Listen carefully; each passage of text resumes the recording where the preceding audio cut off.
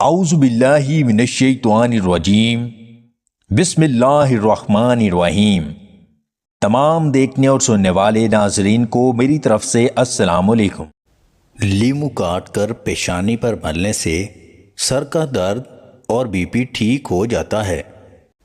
سردی کے موسم میں کالے بنے چنے کھانے سے جسم کو طاقت ملتی ہے اور نزلہ زکام سے بچاؤ رہتا ہے۔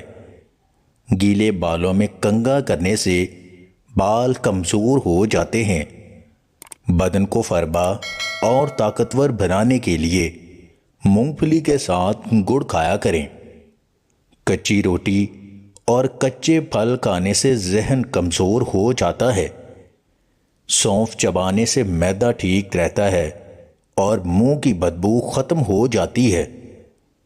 بیوی کے چھکے چھڑانے والا نسخہ: سفید موسلی، اسگن ناگوری، اکر کرہا، مگز بنولا برابر وزن لے کر شہد میں ملا کر رات کو 1 چمچ نیم گرم دودھ کے ساتھ کھانا شروع کر دیں۔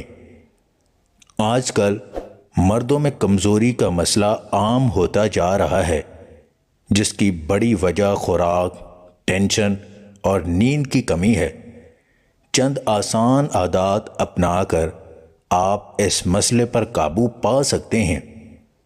روزانہ رات سونے سے پہلے 1 گلاس نیم گرم دودھ میں 1 چمچ شہد اور 5 سے 7 بادام ڈال کر پئیں۔